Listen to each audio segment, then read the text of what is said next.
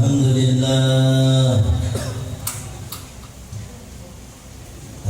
لله الذي هدانا بأبده المختار من دعانا إليه بالإذن وقد نادانا لبيك يا من دلنا وحدانا. اللهم صل وسلم على سيدنا محمد نورك الإشهار ومدادك الجري وجمعنا في كل الأطوار وعلى آله وصحبه أجمعين. أما بعد، يا نور لبيك لبيك يا رسول الله، لبيك يا نبينا الراتب الحداد وقديا أفضل ما قلت من حسبنا الله ونعم الوكيل. Ayyuhal hadirun jamaah Ratibul Haddad dan setiap Kamis hadir berzikir bersama-sama membaca karangan dari Al-Habib Abdullah bin Alwi Al-Haddad. Saya akan melanjutkan kisah dari pengarang. Kalau tidak salah, kisahnya sampai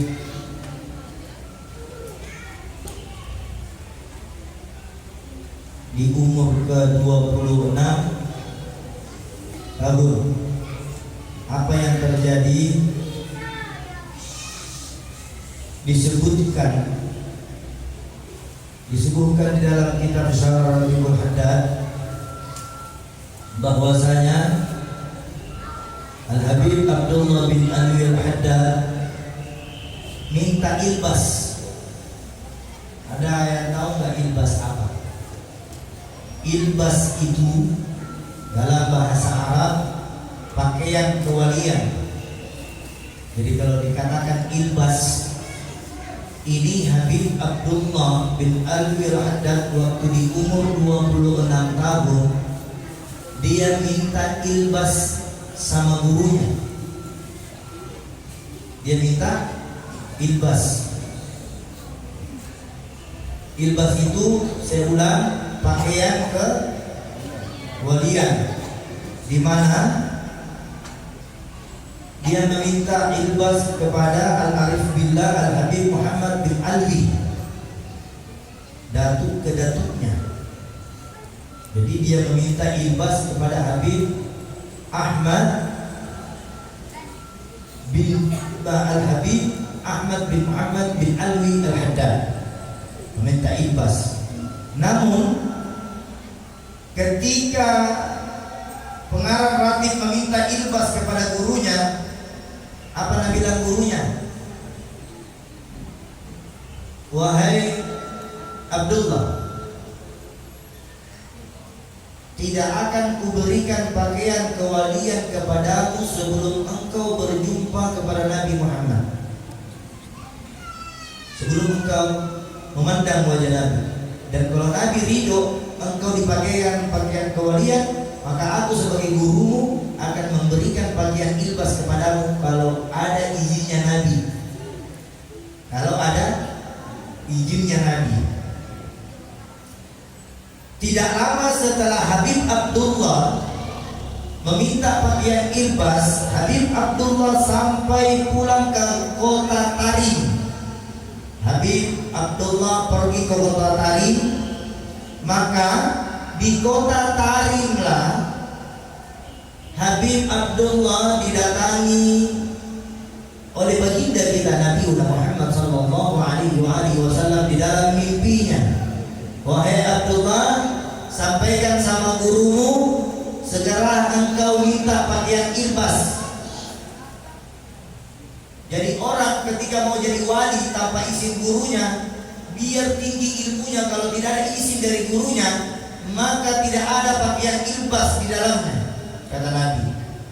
Sekarang kau datangi gurumu Habib Ahmad bin Muhammad bin Alwi Al-Haddad, kau datangi lagi kembali. Baru-baru saja Habib Abdullah sampai di Tarim, dia tertidur di waktu siang sekitar jam 2.15 menit. Dia tertidur sebelum waktu masuknya sholat asar. Dibangunkan oleh Nabi di dalam mimpinya, wahai Abdullah, kenapa gurumu tidak memberikan kau pakaian libas? Kata Abdullah, ya Rasulullah, guruku tidak akan memberikan pakaian ilbas kepadaku sebelum engkau mengizinkan pakaian itu masuk di badanku.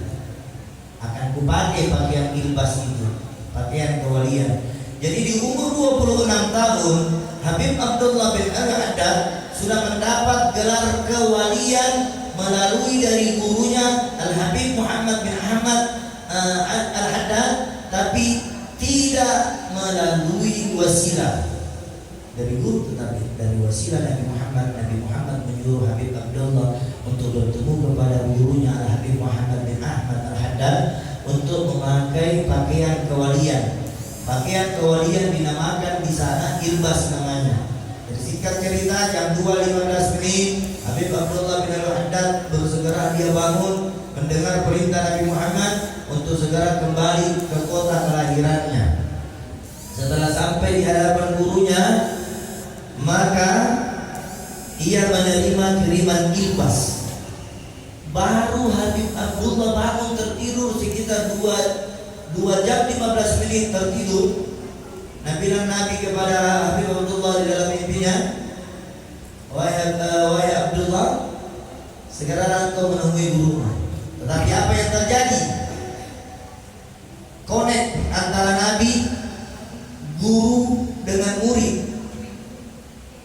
Jadi guru menyuruh Habib Abdullah untuk meminta ridho. Setelah sampai di Tarim mendapat ridho dari Nabi, ketika jam 2.15 menit dia sudah mau keluar tinggalkan kota Tarim lagi, tiba-tiba ada kiriman ilbas dari gurunya. Berarti Nabi sudah menyampaikan bahwasanya kirim segera itu ilbas untuk Habib Abdullah. Dulu kan tidak ada HP itu. Ada HP dulu kan? Jadi batin ke batinan tersambung semua. Ditelepon gurunya Habib Abdullah melalui mimpi para wali-wali Allah. Wali-wali Allah kalau mau ketemu sama Nabi itu seperti halnya kalau kita mau ketemu teman tak setiap hari. Jadi tidak susah ketemu sama Rasulullah. Bagi para wali-wali Allah tidak susah. Nah, di dalam kitab ini, setelah menerima kiriman ilbas kewalian dari sang guru, setelah mendapat kiriman ilbas kewalian dari sang guru melalui perintah Nabi yang dikirim dari kota Mekah. Jadi gurunya Habib Abdullah ini ada di kota Mekah. Waktu Habib Abdullah ada di kota Mekah, gurunya suruh ke Tarim untuk minta izin. Kenapa tidak di Mekah saja dikasih mimpi nih Habib Abdullah? Ternyata Rasulullah memilih kota Tarim untuk dijadikan dia sebagai wali di kota Tarim. Kalau seandainya Habib Abdullah mimpi di kota Mekah, maka dia menjadi wali kota Mekah. Tapi dia dikenal wali Tarim, wali kutub di zamannya di Tarim. Kiriman itu sudah diterima langsung oleh Habib Abdullah bin Al-Haddad tepat saat Al-Habib Muhammad bin Al-Haddad ditanya sama Nabi, kenapa ilbas itu tiba-tiba dikirim sama gurunya Habib Abdullah? Ternyata Nabi sudah mengatakan sama gurunya Habib Abdullah, setelah kau berikan ilbas kepada Habib Abdullah, wahai Al-Habib Muhammad bin Ali bin Ahmad Al-Haddad, setelah kau berikan baju kewalian kepada Habib Abdullah, baju kewalian, maka itu juga kamu akan meninggalkan dunia. Maka setelah terkirim ilbas itu, baju kewalian ke Tarim, dari Mekah ke Tarim, setelah mendengar bahwasanya pakaian kewalian sudah diterima oleh Al-Habib Abdullah bin Al-Haddad, maka gurunya Al-Habib Abdullah yang namanya Al-Habib Muhammad Al-Haddad meninggal dunia setelah pakaian kewalian itu berpindah. Kenapa? Tidak ada boleh wali yang terdapat wali di dalam satu tempat, dua wali di dalam. Jadi harus ada yang diambil satu, baru diganti satu. Itu tidak boleh ada dua. Lanjut. Bersambung. Kedudukan wali kutub itu beliau sandang. Berapa lamakah pakaian kewalian ilbas yang dipakai oleh Al-Habib Abdullah bin Al-Haddad? Dari umur ke-26 tahun sampai di umur 60 tahun. Berarti berapa lama Habib Abdullah menjadi wali? Dari hitung mikir itu 26 tahun umurnya sampai 60 tahun umurnya. Tampaknya hal seperti ini merupakan warisan dari datunya yang tertinggi. Jadi ya seperti ini hak walian, bukan kita menjadi wali-walian. Jangan mengaku wali karena wali itu bukan manusia yang menunjuk. Ya, menjadi wali saja susah, apalagi menjadi nabi. Banyak kan nabi-nabi palsu bermunculan. Menjadi wali saja susah, apalagi mau menjadi nabi. Nah, di dalam kitab ini pada akhirnya apa yang terjadi dan yang dialami sendiri oleh para waliullah mempunyai makna tertentu. Apa maknanya? Bila sedang dihampiri sesuatu yang gaib.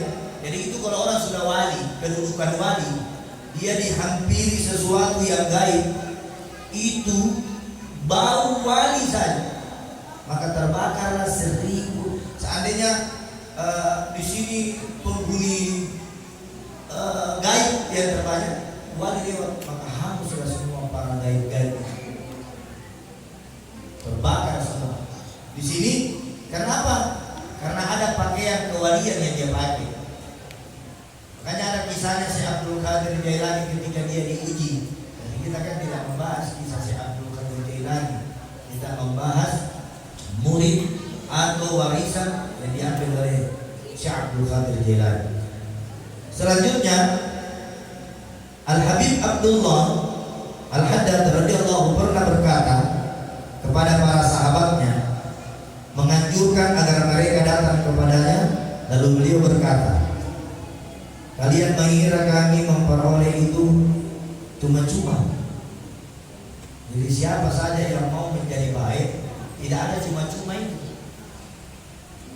Tidak ada. Jangankan pakaian kewalian, ya istilah bahasa tidak ada hidayah itu ketok-ketok pintu. Paham ke? Paham ini bilang hidayah? Hidayah itu tidak datang di ketok-ketok pintu tak, tapi kita yang datangi hidayah. Karena banyak orang punya pikiran, nanti pada apa petunjuk, nanti pada apa hidayah baru saya berubah. Tidak bakalan hidayah akan mendatangi orang kalau orang itu tidak akan berupaya mencari hidayah. Tidak ada hidayah yang mencari dia, tapi dialah yang mencari hidayah. Nah, selain hidayah para solehin, Al-Imam Habib Abdullah bin Al-Haddad dia keliling berbagai macam negara, terkhusus dari Hadramaut untuk bertemu. Setelah Habib Abdullah bin Alwi Al-Haddad sudah memakai baju kewalian, maka tugas Habib Abdullah bin Al-Haddad untuk keliling berziarah kepada para wali-wali Allah di daerah lain-lain. Dia pergi di Zion, di Oman, di mana, di Afrika, dia keliling sampai di Hadramaut. Dan anehnya Habib Abdullah bin Al-Haddad ini tidak kenal siapa wali ini, tapi dia kalau ke daerah sudah disambut wali sama wali. Ternyata pakai apa? Pakai begini, dia wali ini namanya di sana, ini namanya ini namanya ini. Jadi wali itu bukan seperti jabatan dunia yang kita dapat, bisa diwariskan. Misalnya habis Pak RT, Ibu RT ini lagi yang lanjutkan atau kita pilih Ibu RT, tidak, bukan begitu pemilihan wali. Pemilihan wali itu adalah kehendak dan kemauan Allah Subhanahu wa Ta'ala. Pada tahun 1079 Hijriah, Sayyidina Abdullah Al-Haddad bepergian ke Mekah untuk menunaikan ibadah haji. Jadi pada saat Abdullah bin Al-Haddad menunaikan ibadah haji di tahun 1079 Hijriah, 1079 Hijriah, Sayyidina Abdullah Al-Haddad berpergian untuk menunaikan ibadah haji. Usai menunaikan ibadah haji tersebut dan memenuhi seluruh manasiknya, beliau berangkat ke Madinah. Setelah di Mekah selesai menunaikan yang namanya putar Ka'bah 7 kali, sudah pergi Safa dan Marwah, sudah sholat di makam Ibrahim, sudah itu semua, dia bergegas meninggalkan kota Mekah untuk menuju ke kota Madinah untuk berjumpa bersama datuknya Al-Mustafa Nabi Muhammad sallallahu alaihi wasallam. Dia tinggalkan Mekah ke Madinah. Setelah ke Madinah, ini kisahnya luar biasa. Setelah ke Madinah untuk berziarah ke pusara datuknya yang tertinggi, yaitu junjungan kita Nabi Muhammad sallallahu alaihi wasallam, beliau menuturkan, Abdullah Al-Haddad menuturkan, ketika kami hendak keluar meninggalkan kota Madinah, setelah ke Mekah dia ke Madinah, setelah dia ziarah ke Madinah, Habib Abdullah sudah mau keluar dari kota Madinah, dia sudah mau keluar. Setelah dia mau keluar, dalam mimpi aku didatangi oleh seseorang. Jadi Habib Abdullah di dalam mimpinya didatangi oleh seseorang. Dia mengatakan, Datuk Anda.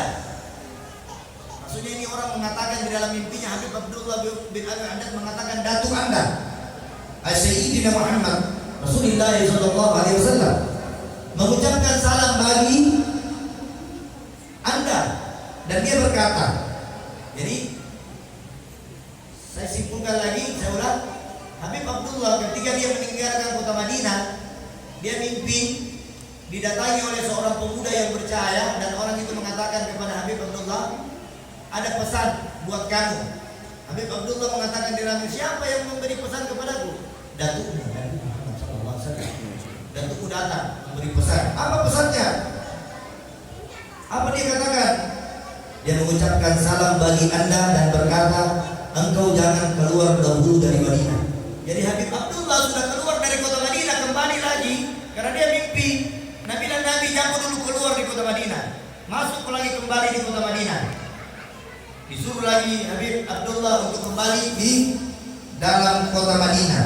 Ketika itu Syekh Husain Fadl sedang sakit berat. Syekh Husain sakit berat. Kiainya di Madinah, walinya di Madinah sakit berat. Setelah itu Habib Abdullah kembali di kota Madinah.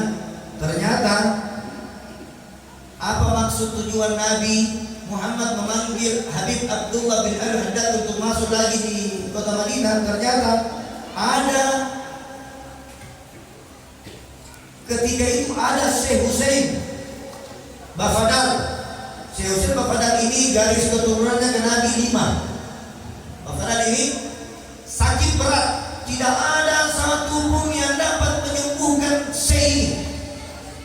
Sampai ahli-ahli pengobatan manapun tidak ada yang mampu mengobati. Maka setelah Habib Abdullah masuk di Madinah kembali, maka dia didatangi oleh Nabi di dalam mimpinya. Tidak ada satupun yang dapat mengobati Syekh ini kecuali kamu, wahai Abdullah. Maka Sayyidina Abdullah Al-Haddad mendatangi Syekh Husain, lalu dia berkata dan bermusyawarah dengan sahabat-sahabatnya. Setelah itu sampailah dia di rumah Syekh Husain. Mereka sepakat untuk menyumbangkan umurnya. Sepakat mereka, para sahabat-sahabat Syekh ini tadi sepakat seperti inilah. Siapa yang mau sumbangkan umurnya sama Syekh ini supaya panjang umur? Karena Syekh ini sebentar jam sekian sudah meninggal. Bisa kan begitu? Dibagi-bagi, kasih ke umur separuh, bisa kan begitu? Dalam urusan dunia. Nah ini jawab dulu, di sini dijawab. Setelah mereka sepakat untuk menyumbangkan umur Syekh Husain Bafadal yang tadinya sudah sakaratul maut, yang tadinya sudah napas, sudah ngos-ngosan, ketika Al-Imam Habib Abdullah bin Al-Haddad mengadakan musyawarah, dan musyawarah itu dihadiri oleh para sahabat Syekh, dari Syekh Husain Bafadal, maka sepakat semua yang hadir menyumbangkan umurnya. Saya sumbang 2 tahun untuk hasil ini, saya sumbang 1 tahun.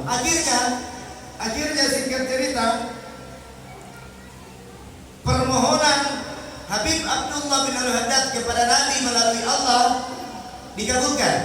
Jadi ditambah umurnya, Syekh ini ditambah umurnya sebanyak 11 tahun lamanya, yang sudah sakarat, yang tadinya sudah mau